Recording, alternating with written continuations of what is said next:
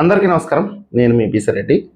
మాజీ మంత్రి RK రోజాని arrest చేయబోతున్నారు అని చెప్పి ఒక 2-3 రోజులుగా సోషల్ మీడియాలో బాగా వైరల్ అవుతుంది.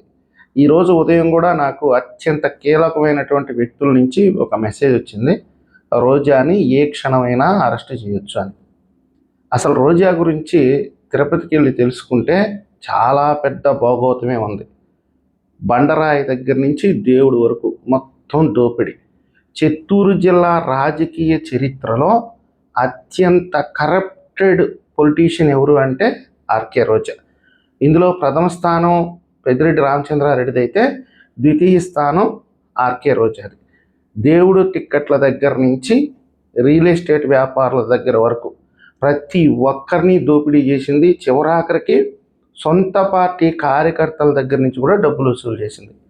నాయకులకైతే పదవులు ఇప్పిస్తామని చెప్పి లక్షలు తీసేసుకున్నారు. ఎవరైనా తిరిగి అడిగితే నాకు ఆ పదవి రాలేదు కదా, ఇప్పుడు నా డబ్బులు రిటర్న్ ఇస్తావా అంటే వాళ్ళ మీద తిరిగి కేసులు పెట్టి వ్యక్తిగతంగా దోషులకు దిగి చాలా చిత్రహింసలకు గురి చేసింది. కొన్ని సందర్భాల్లో పెద్దిరెడ్డి రామచంద్రారెడ్డికి ఆర్కే రోజాకి గొడవ ఎందుకు వచ్చిందంటే, ఎవరినైనా రియల్టర్లని బెదిరించి డబ్బులు వసూలు చేయడానికి వెళ్తే అంతకంటే ముందు ఈవిడ సోదరుడు అక్కడికి వెళ్ళిపోయాడంట. పెద్దిరెడ్డి రామచంద్రారెడ్డిది ఏముంది, అంతా మా అక్కదేను, నువ్వు డబ్బులు ఇస్తావా చస్తావా, లేకపోతే ఇప్పటికిప్పటికే నీ ఫ్లాట్కి సంబంధించి అప్రూవల్ క్యాన్సిల్ చేస్తాను. రిజిస్టర్ ఆఫీసుల దగ్గర కూడా కూర్చునేవాళ్ళంట. ఎవరైనా ఫ్లాట్ అమ్ముకొని రిజిస్ట్రేషన్ చేసుకోవడానికి అక్కడికి వస్తే తిరుపతి రిజిస్టర్ ఆఫీస్కి అక్కడే టెస్ట్ వేసుకొని కూర్చొని కొంతమంది బ్రోకర్లను పెట్టి ఇంత డబ్బులని ఇవ్వాలి, ఒక 3 లక్షలు 4 లక్షలు వాళ్ళకి చెల్లిస్తేనే అక్కడ రిజిస్టర్ అయ్యే పరిస్థితి అనమాట. అంటే ఎంత దారుణానికి ఒడిగట్టిందో మీరు అర్థం చేసుకోవచ్చు. తిరుమల టికెట్ల దందా మీకు అందరికీ తెలిసినటువంటి విషయమే. ఈవిడ పోయేటప్పుడు ఒక 40 మందిని మామూలుగా ఈవిడ లెటర్ మీద రోజుకు ఒక 10 మందినో 6 మందినో, ఇంకా దొంగ టికెట్ల మీద రోజుకు ఒక 100 మందిని 100 మందిని 110 మందిని దేవుడి దర్శనానికి పంపించడం. అంటే ఎంత నికృష్టమైన మనిషో చూడండి. చివరాఖరికి మీకు అందరికీ తెలిసినటువంటి విషయాలే నేను చెప్పేది. తిరుమల దేవస్థానం పైన చేరి రాజకీయాలు మాట్లాడేది.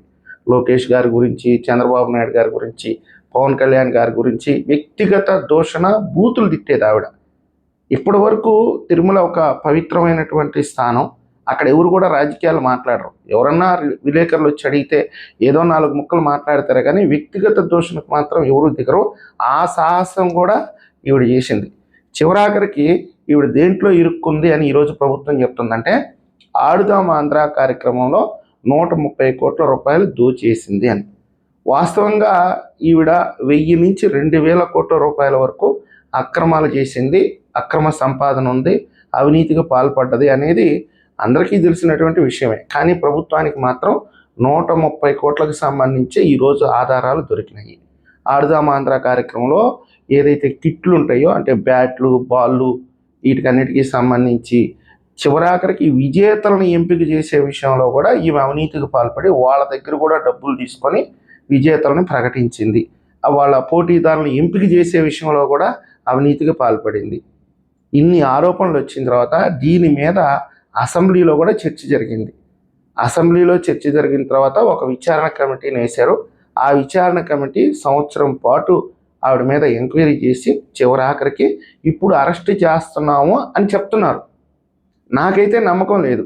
ఇప్పటి వరకు ఎన్ని ఫిర్యాదులు ఆవిడ మీద వచ్చినా కనీసం విచారణకు పిలిచిన పాపాన పోలా. నాకు తెలిసి ఇంతవరకు విచారణకు పిలవాల.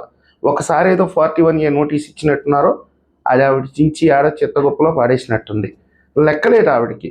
ఆవిడ ఆలోచన విధానం ఏంటంటే, జగన్మోహన్ రెడ్డి జైలుకి వెళ్తే ఈ పార్టీ బాధ్యతలు నావే, అధ్యక్ష బాధ్యతలు నావే. జగన్మోహన్ రెడ్డి గారు కూడా భరోసా ఇచ్చాడంట, నేను ఒకవేళ జైలుకి వెళ్తే మా ఆవిడ ఎలాగో పార్టీని హ్యాండిల్ చేయలేదు, నువ్వు బాహ్య ప్రపంచానికి బాగా తెలుసు, నువ్వు యాక్టివ్గా పనిచెయ్యి, మా ఆవిడ ఇంట్లో నుంచి నీకు డైరెక్ట్ చేస్తుంది అని చెప్పాడంట. ఆ భరోసా మేరకే ఈవిడ ఈరోజు కూడా ప్రజలు గాండ్రించి మొహంలో కూర్చోబెట్టినా కానీ ఈరోజు చంద్రబాబు నాయుడు గారి మీద, లోకేష్ గారి మీద, పవన్ కళ్యాణ్ గారి మీద రెచ్చిపోతుంది, ప్రభుత్వాన్ని తప్పుపడుతుంది. ఇంకా చెప్పాలంటే నీచమైన పదజాలం కూడా వాడుతుంది. గాలినా కొడుకులు, తాగుబోతున్నా కొడుకులు, ఇవంతా మీకు తెలిసిందే. ఇంత ధైర్యానికి కారణం ఏంటంటే నన్ను అరెస్ట్ చెయ్యలేరు. ఈవిడ చేసిన అవినీతిలో ఇప్పుడు ఏదైతే ప్రభుత్వం చూపిస్తుందో 130 కోట్ల రూపాయలు ఆడుదాం ఆంధ్ర కార్యక్రమానికి సంబంధించి దాంట్లో కొంతమంది కీలకమైన అధికారులు కూడా ఉన్నారంట. ఆ అధికారులు ఇప్పుడు ఈ ప్రభుత్వంలో కూడా కీలకంగా వ్యవహరిస్తున్నారంట. ఇది ఆరోపణ మాత్రమే, చాలామంది చేస్తున్నారు. ఈ ఆరోపణలను అయితే నేను ఎప్పుడు పరిగణలోకి తీసుకోను. ఆ అధికారులే ఈవిడిని కాపాడుతున్నారు. ఒకవేళ ఈవిడిని పట్టుకొని అరెస్ట్ చేసి ఏదైనా విచారిస్తే వీళ్ళ పేర్లు చెప్తుంది కాబట్టి ఈవిడని అరెస్ట్ చేయకుండా వీళ్ళే అడ్డుకుంటున్నారు అన్నటువంటి ఆరోపణలు కూడా ఉన్నాయి. అందులో వాస్తవం కూడా ఉండొచ్చు. వైఎస్ఆర్సీపీ వాళ్ళు పుట్టుక నుంచి కూడా వ్యవస్థల్ని బాగా మేనేజ్ చేస్తారు. ఎవరినైనా తప్పుదారి పట్టిస్తారు, ఎవరినైనా మోసం చేస్తారు. అలాంటి మెలకువలు ఉంటేనే వైఎస్ఆర్సీపీలో కొనసాగుతారు. అలాంటి మెలకువలు లేకపోతే వైఎస్ఆర్సీపీలో ఎక్కువ కాలం ఉండలేరు. కాబట్టి ఏంటంటే ఆవిడ అలా కూడా హ్యాండిల్ చేసి ఉండొచ్చు.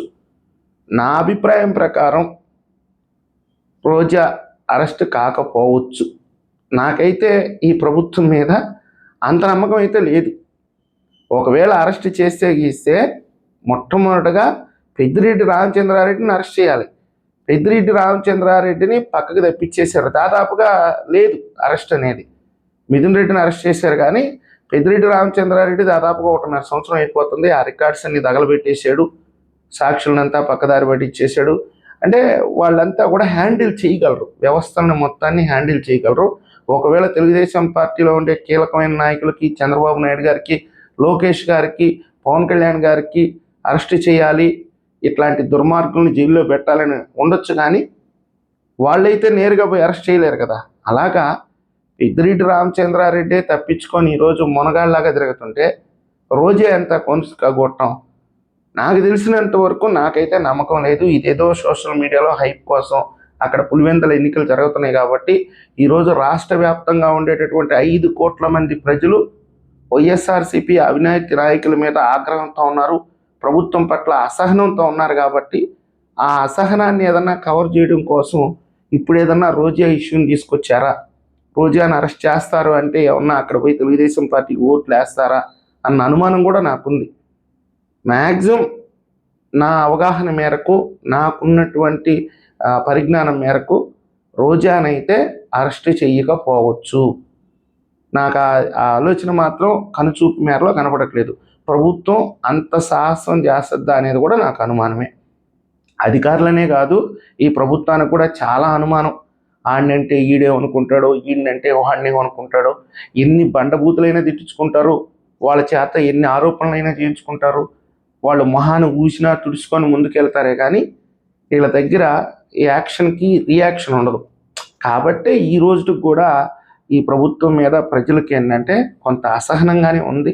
చూద్దాం ఏం జరగద్దో. మీ అభిప్రాయాన్ని కూడా కామెంట్ రూపంలో తెలియజేస్తారని నేను ఆశిస్తున్నాను. ధన్యవాదాలు.